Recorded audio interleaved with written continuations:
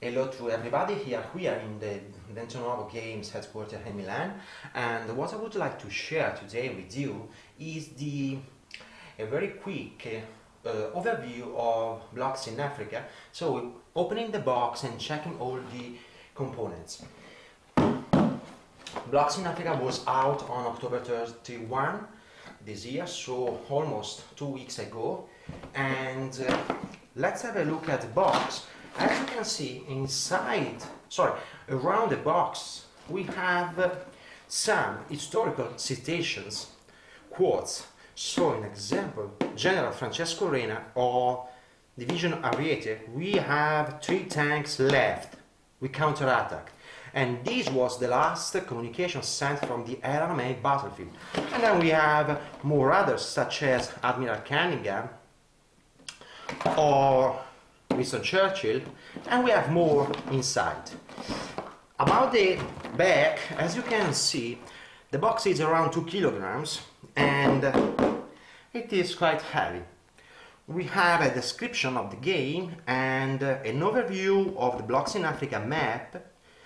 The counters, we have more than 240 counters in the games, and an overview of the 3 games combined together. 3 games because Blocks in Africa can be combined with Blocks in the East and Blocks in the West to play one of the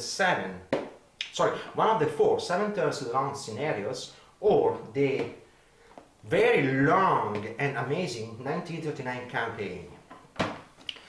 By the way, if you just want to play one of the short scenarios, short because they last from 1 to 3 hours of Blocks in Africa, the only thing you need is inside the game box. So let's have a look what it comes inside. As you can see, the box is white. It is a special white. It is called bright white, sorry.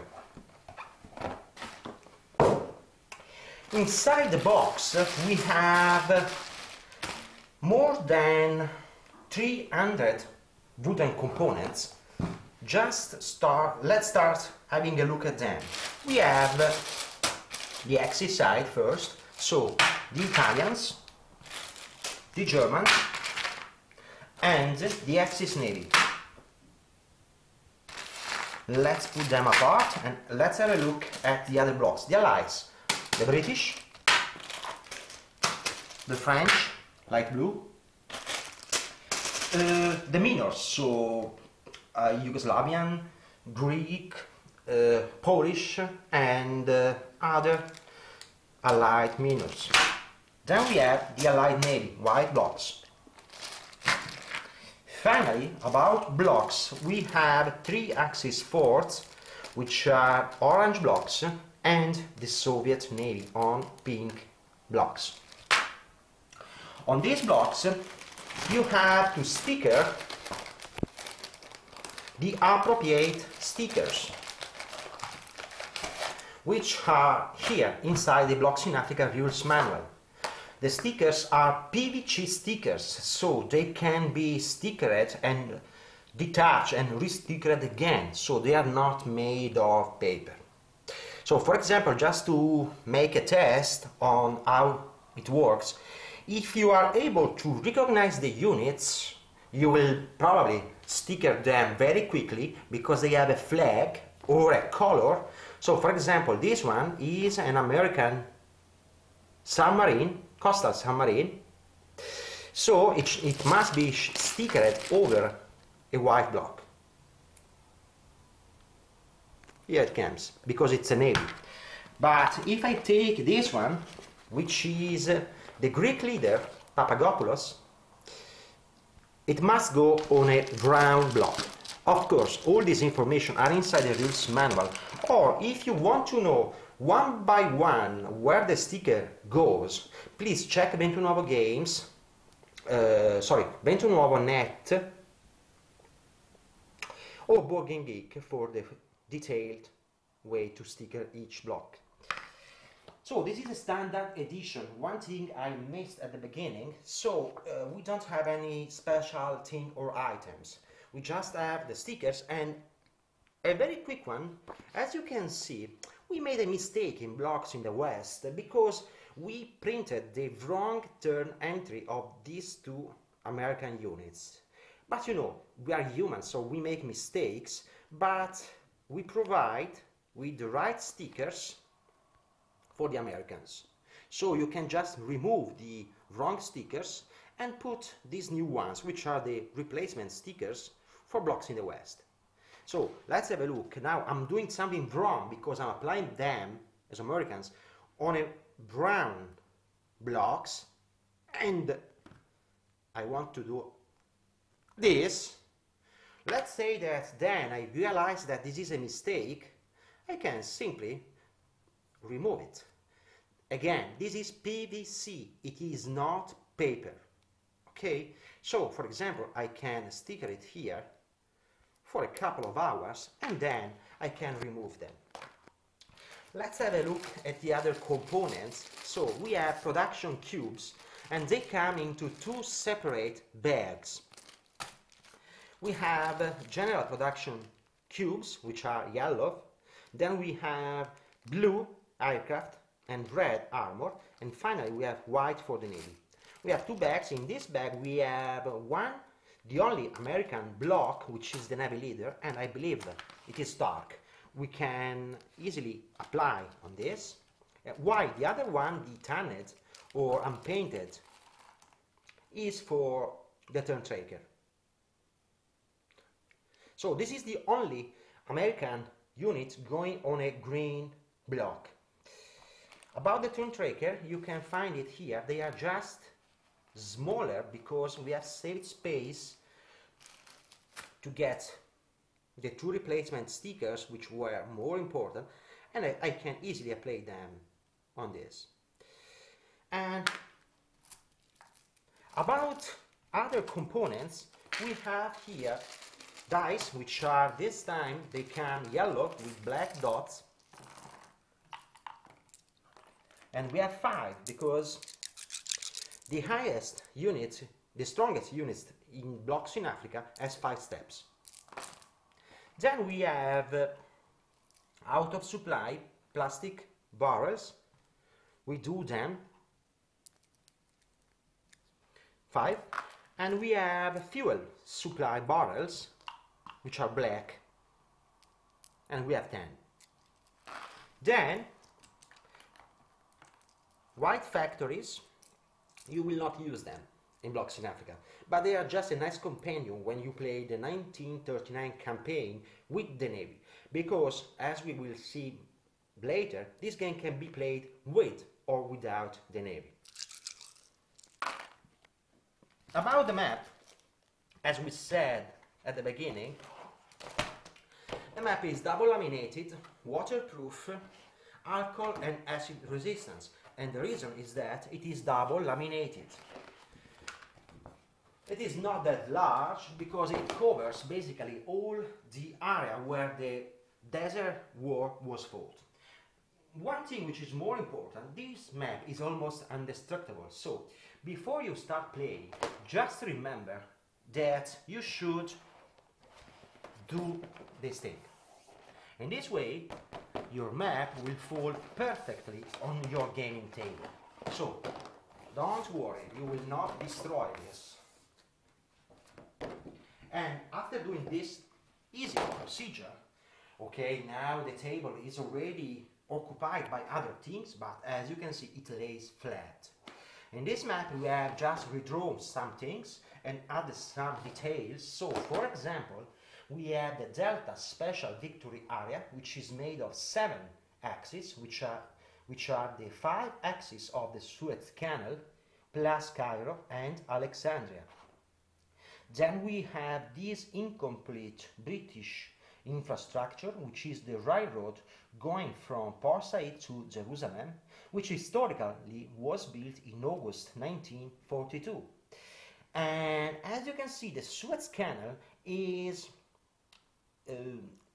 signaling the border between Africa and Middle East, because in this game, when we talk of Africa written with the key, we mean that we are talking about both Africa properly and the Middle East. So, for example, here around Istanbul, we have Europe and Middle East as a demarcation that here it is Europe, and on the other side of the Bosphorus, it is Middle East. So, as you can see, Turkey is a special case because it belongs to two different special areas, and it has two capitals. So it has Istanbul and Ankara. And for these reasons, both must be enemy controlled to get the Turkish surrender. So they are quite nasty to get out of the war.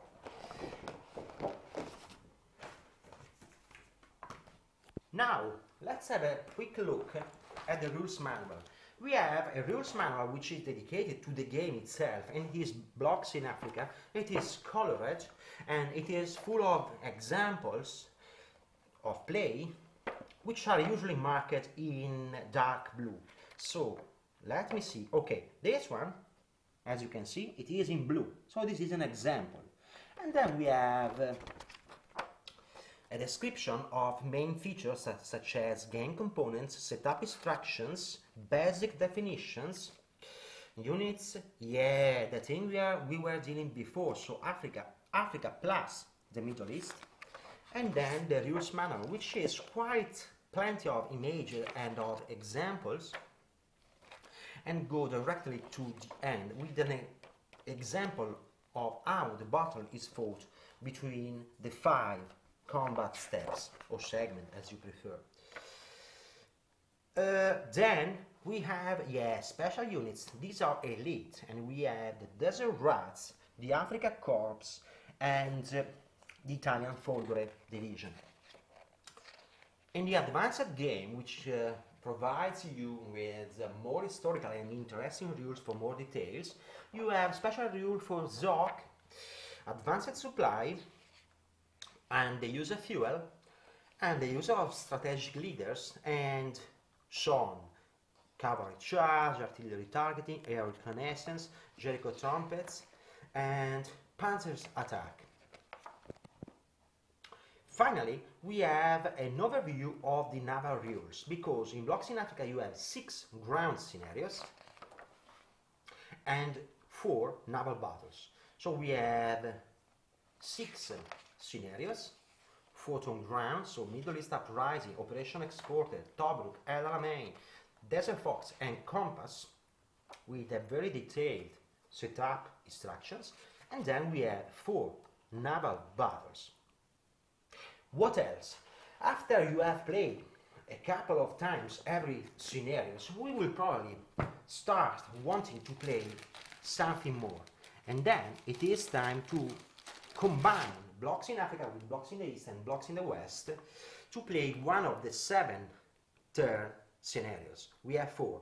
One starting from June 41, one from June 42, one June 43, and one from June 44. Every scenario lasts for 7 turns, so they finish in December. We have special rules. Well, I would not say they are special rules. They are just clarifications about some specific areas, because you must learn how to deal with different weather zones, and they are east and west, or, for example, specific areas such as how to cross from Sardinia to Corsica, how to deal with Gibraltar or with Malta, and so on.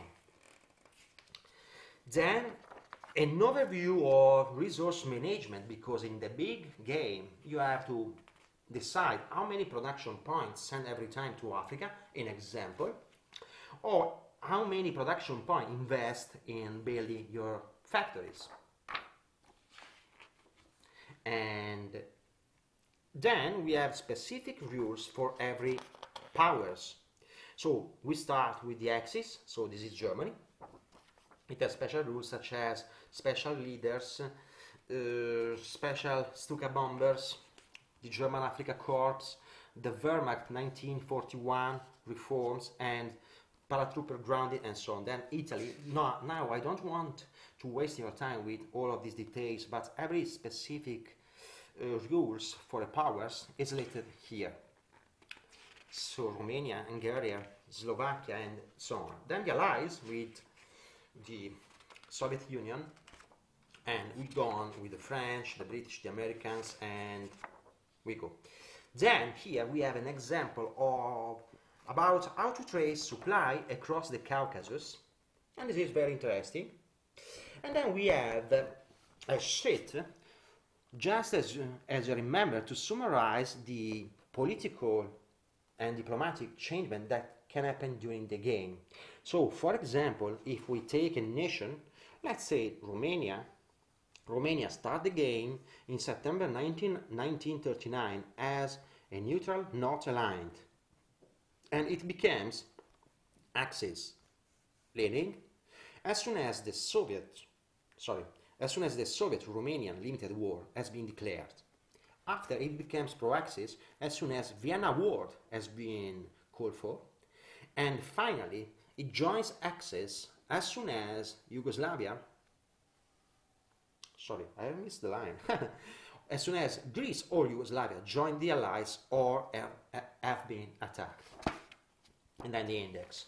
But as we were saying at the beginning, managing this beast, I mean combining three games, may be very, very difficult. And this is the reason why we have included 10 of this. So we have a player ID showing the major terrain description and effects of movement and on attack in both, and in combat, both attack and defense, and special situation here. On the back, we have technology development because, as you already know, we have 3 different technology levels in every field, and we have 5 different fields. We have just a reminder for main phases. And then the strategic map. And now, if you don't mind, I would like to use this to introduce a new concept, because when you combine the 3 games, you use this one. Unless you are playing the 1939 campaign with the Navy, then you use this one.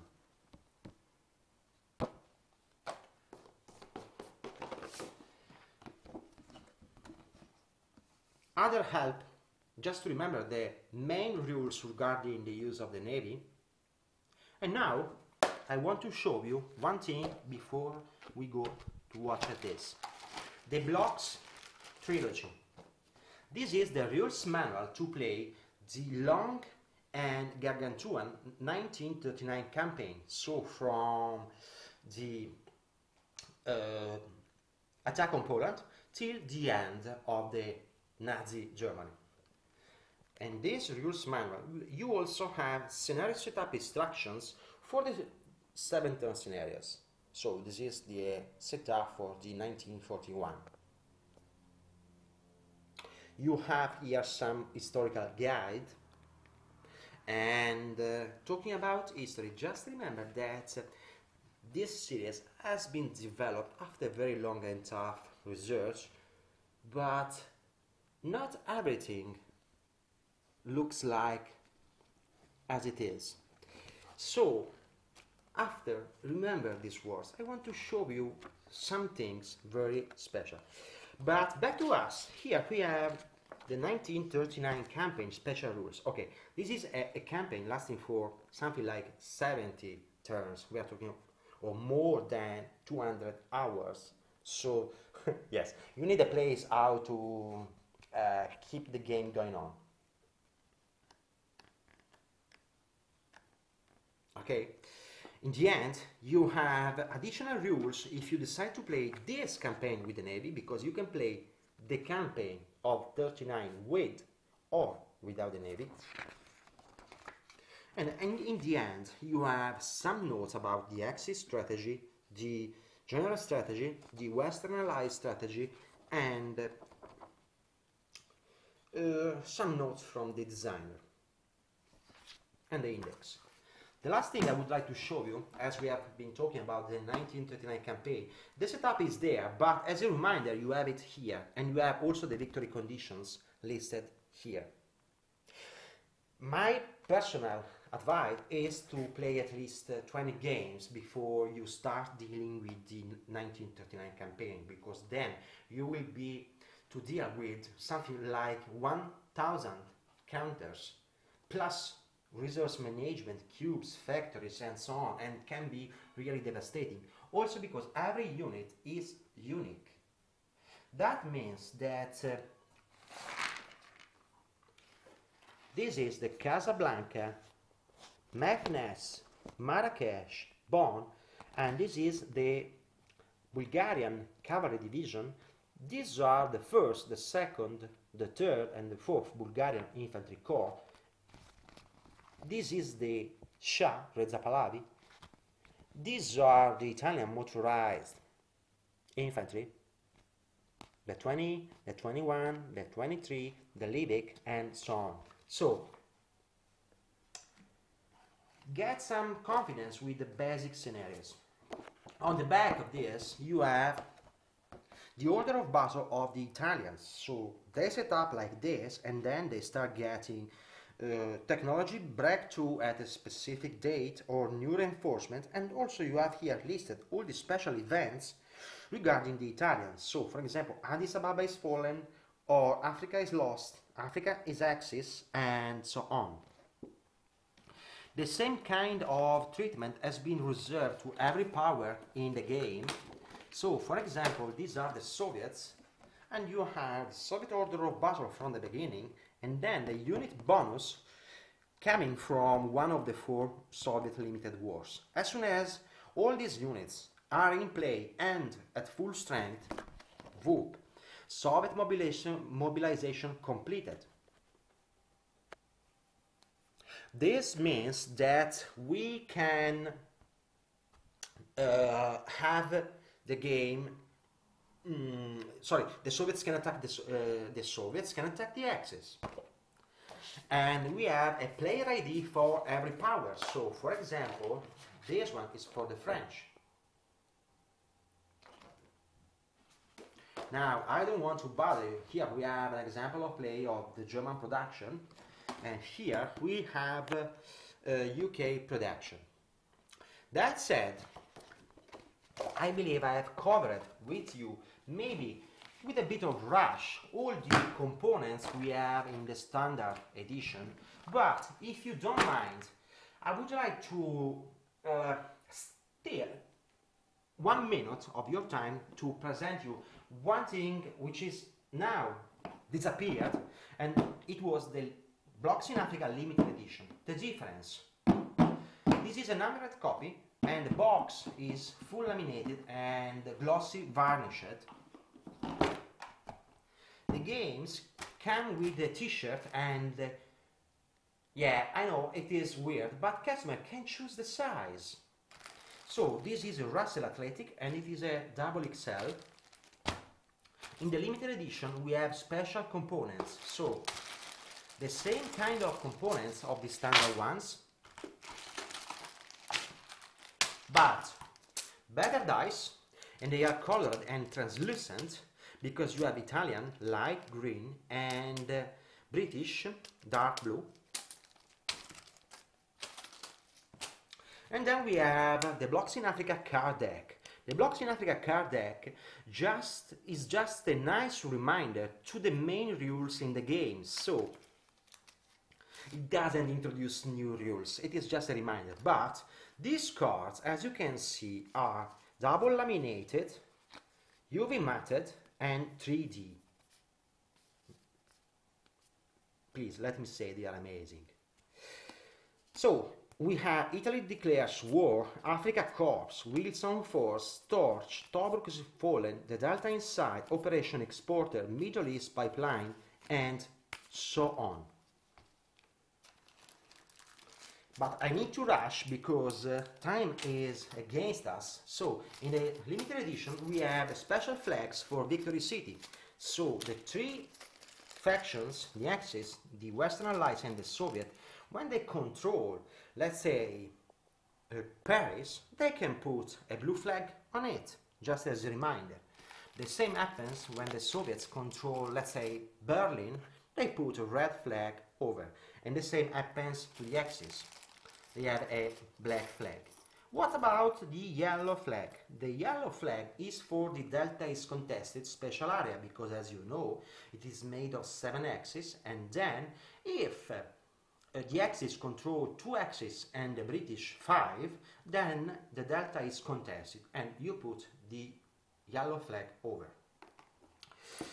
Finally, this is the special pre-order bonus. It was a special thing we have developed for friends, and it includes the Africa is Lost, Africa is Axis double-side card, and the special NATO edition stickers from the Blocks in the East Chrome expansion. This was the pre-order bonus. And now, the last thing I want to show you about the limited edition is that the icon stickers, because the limited edition comes with 2 sets of stickers, as you can see. And so we have the standard stickers here, they are inside Blocks in Africa rule books, and the icon stickers here. So you can sticker them alternatively. It depends if you like more the icons or